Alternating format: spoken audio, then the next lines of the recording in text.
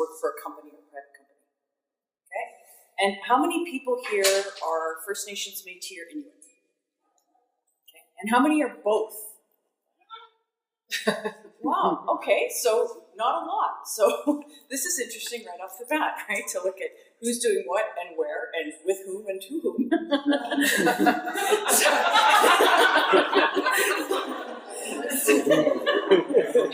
Yeah, from whom, yeah. So it's interesting. Sandy talked about cowboys and Indians. So I grew up in Manitoba, and I grew up that my mom was French Canadian, and that's the way she was raised. So that's who she was. So she was raised in South Winnipeg and in rural Manitoba, south of Winnipeg. And when she was a kid, she lived in an area where there were lots of French Canadian and also Ukrainian and Polish people, and they used to play and breed. And so it's interesting to hear people talk about, Aboriginal and what's First Nations and what's Métis, and language is pretty powerful. And what we learned when we became active and part of our Métis community in Manitoba was, my mom told me that when she was a kid, she's 83 now, there was no such thing as Métis. You were Native or an Indian or you were white, and I guess the Métis that were lucky at that time were able to fit in with the white community and be French Canadian or Scottish or whatever they were. And so when we identified with our lineage and our heritage and our community and became part of it, kind of claiming that word and being Métis and having an identity, it's really important for us because for many years we didn't have that.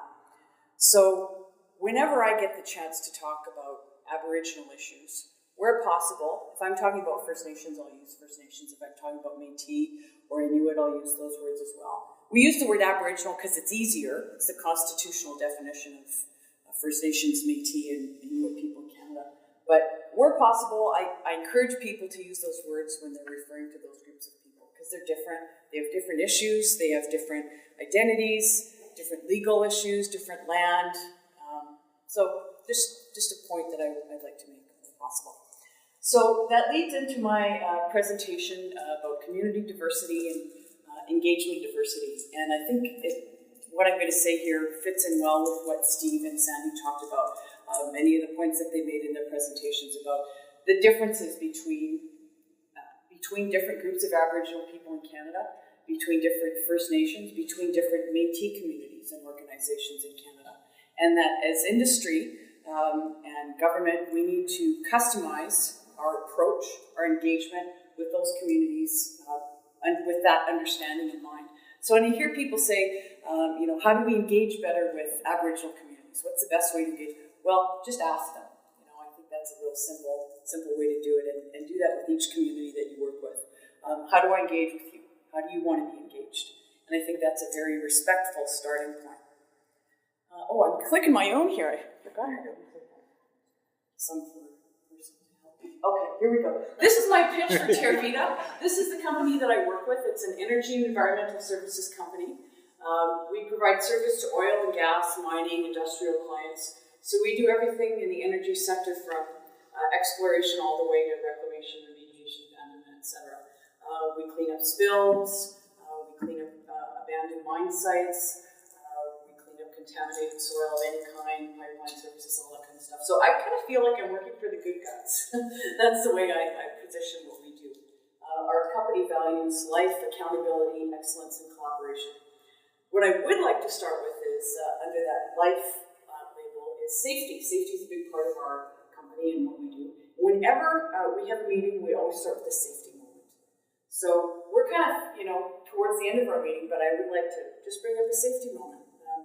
We are getting close to winter, and it could come anytime. And so one of the issues that we all need to be aware of is get prepared for winter. Have warm clothes in your car, gloves, hats, a shovel, an emergency kit in your car. Start thinking about getting your winter tires put on so that we're all prepared. I know a lot of us here travel a lot, so let's be ready for winter when it arrives. Thank you. Please do stop me anytime.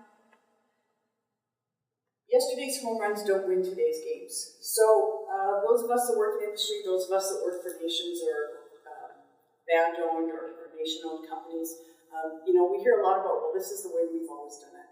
This worked for us last year, this worked for us 5 years ago. We know that the environment is changing so quickly, communities are changing, regulations are changing. We're hearing a lot about the book that was written by Bill Gallagher called Resource Rulers, how we've got like 150 court cases in favor of First Nations, Métis, and Inuit communities when it comes time to resources. So things are changing really quickly, and those of us that work in so-called Aboriginal relations really need to constantly be reinforcing that message with our employers, whether it's project managers or leaders. It's important.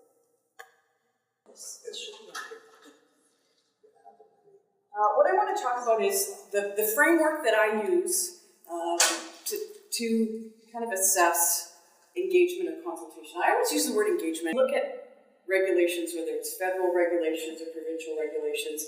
To me, meeting those requirements, that's kind of the result of having a good engagement with the First Nation, Métis, or Inuit community. You happen to meet the regulatory requirements because you've done such a good job engaging with those communities. So I was really pleased to hear, as I walked in, just making small talk, that there are two other sociologists here, which I thought was really awesome. So the framework that I'm using, kind of the guidelines, come a little bit from sociology and also from the environmental world. It's a socioeconomic model, and basically what it is different categories or variables to think about engagement, and there are different angles on that. When we get to this presentation, we'll go through all these slides again. There we go. Okay. Oh, here's the one quote that I put in from the edition. There's no one-size-fits-all approach when it comes to the large array of resource development projects and the number of distinctive Aboriginal communities. So this is the Canadian Council of Executives. This is the recommendation that they made to the premiers when they met in July of 2012. And there was lots of stuff in that, but I think this point is just so huge, and it really reinforces what I want to talk about today. Here we go. So our Aboriginal community diversity and the socioeconomic approach. This is a framework that I think works for regardless of where you are in industry, whether it's a big project, SAGD that requires an EIA, or whether it's just a little service project like our company does. It works to look at all these different variables or these different factors to customize your engagement. So the four angles, so look in those different categories and look at it from four angles or four perspectives. What you already know, what you need to know, what your company's position is on your engagement in all of those areas. And once you figure that out, how to go to the community, what your response to the community is, what you say to them. So we have environment here, the general versus specific concerns. And again, what we see is when we look at different communities, meet with different communities, there are some that have people like Matthew working for them with very specific, high-level understanding about what the potential impact of this project is going to be. There are other communities where they just know that they don't want industry, they don't want you there, it's bad for the environment. So in the intro we talked about how to be a responsible company and how to work with communities in a respectful way is to draw out specifically what is your concern. What is your specific concern about how this project could affect your environment? And then that gets to us answering questions rather than dealing with the generalized fear that's really hard to answer and it's hard to respond to. And again, to just reinforce here, hunting, trapping, fishing, medicines, and ceremonies, those are some of the specific things. And community members know that that's what they're afraid of. They're afraid of damage being done to their ability to practice their traditional ways. And we want to hear from them, we want to learn from them. And sometimes we need to draw that out for people. Trapping, one of the specific things that's come up, again, these are guidelines, and I'm just going to try to speak to things that we haven't already talked about and some things that I find interesting. I don't know if anybody who does Aboriginal engagement has ever dealt with land people, land agents within your company, and they have very narrow, specific views about, we have to consult or we don't have to consult, and here's the regulation and here's why. One of the things that's come up for me a number of times is, there's a trapper here, but they're provincially regulated, so the regulations say this, so we don't need to do anything with them. I say, but wait a second, where is that trapper from? Oh, they're from this nation over here, so they're practicing their traditional rights in this area where you want to build this project. So the provincial regulations might say this, but as a member of that nation, we need to talk to that nation because there's somebody there doing, living their lifestyle. And so that's just one of the things that always comes up in the environmental realm. So these are the things, again, what we need to learn from the community, how we think about it, and then when we customize our response or how we're going to engage, we've got to think about how we're going to respond to those concerns. Next, another one of these socioeconomic categories is our communications. This is another thing in the toolkit of economic or Aboriginal community engagement is what do we need to learn? What do we need to know about that community? Different communities have different levels of literacy and they have different languages. So some communities, again, that are close to big cities or have been involved in industry for a long time, or people have been going to provincial schools and universities, they have a high level of literacy in English. Talk to them at a certain level. Some communities, they don't. There's a lot of people with English as a second language, and you need to customize, again, the level of communication. But find out. What we don't want is to really, dumb it down to make it really simple for people, and then you're going into a community where there is a high level of education, there is a high level of expertise, and you're insulting people by speaking to them in a simple way, right? Again, what you find out about that level of communication is how you're going to customize your written communications, website, plain language document. Are you going to have an open house, informational event, visits, community events? Penetration. I'm not sure that's the best word I can use with this crowd, but here's what I want to say. I think it's autocorrect. Yeah, autocorrect. Yikes. Sometimes a cigar is just a cigar. Okay, but what I meant to say there is penetration of the message. That helps clarify. Yikes. Okay. So we want to respect protocols in communities. So we go to a community and say, how do you want to be engaged? What's the process? How do we do this respectfully? So, start with chief and council or the president. Then you work with a specific group within the organization, a technical group. There's also a concern, is our message getting to the community members? Is there a way that we can tell community members about our project in a way that's respectful of the protocols that a community has established? Again, just something to think about, because you'll go into some communities and say, sorry, we're not letting you hand out your newsletter unless we review it first, and unless we say what goes in. We have a say what goes in there. You think, well, gee, isn't this Canada, and don't we have a right to communicate and be open and transparent, and what happened to that? And I don't have an answer for this. I don't know what's right or wrong. I just know that it's something that you need to think about, that there are community members that might not know your message, and this is something that I've had conversations with the Industry Relations Corporation. Well, wait a sec, how do I know that these people even are getting this information? And it might be a tough conversation, but it's something that needs to be addressed. Again, stop me if there's any questions or comments. Just a comment. Yes. I think First Nations communities are at different levels. Each First Nation community is at a different level in their healing, in their education, and in their capacity. Very true.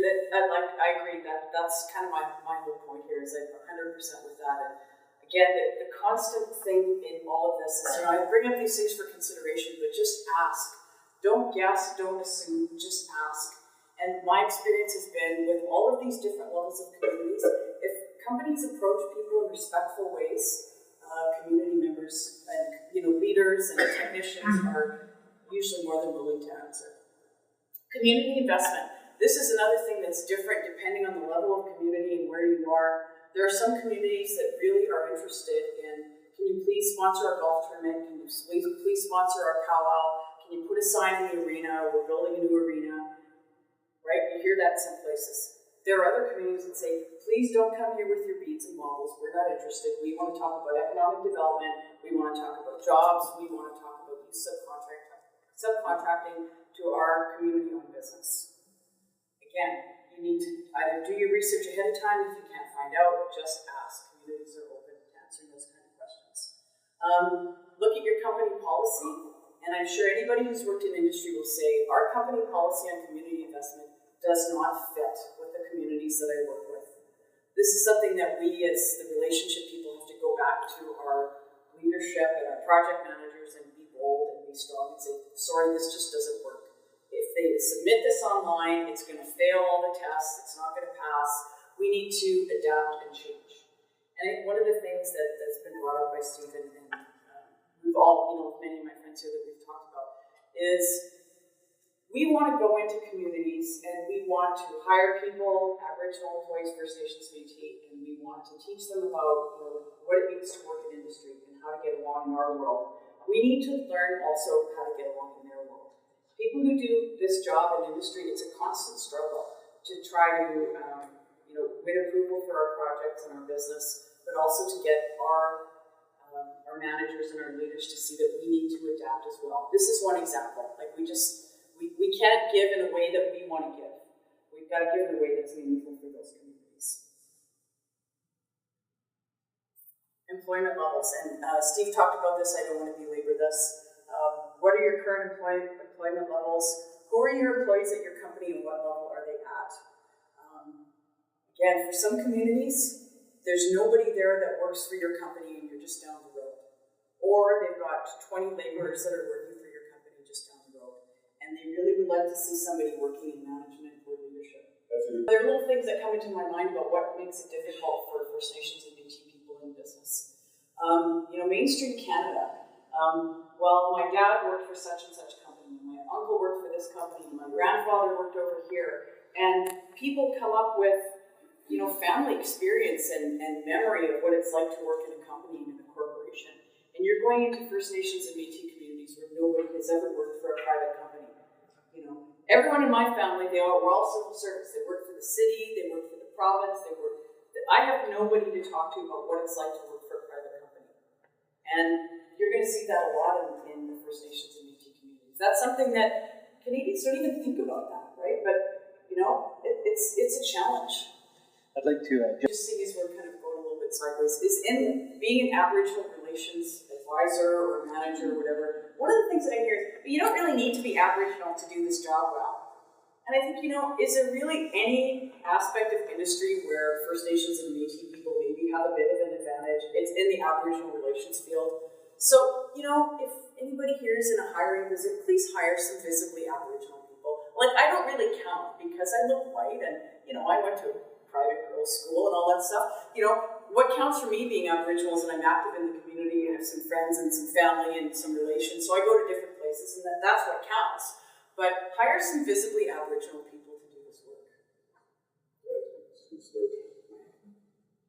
Economic development, again, we don't need to belabor this point because Steve and Sandy talked a lot about it, is a lot of the communities now that are really advanced and have been in areas where there's industry for a long time, they want economic development, they don't want community investment, they don't really care about you coming to their powwow.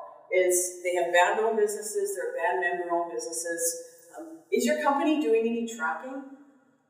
Lots of like our customers, for example, we're in the service industry, are expecting us to now track our local spend, our local Aboriginal spend, our national Aboriginal spend.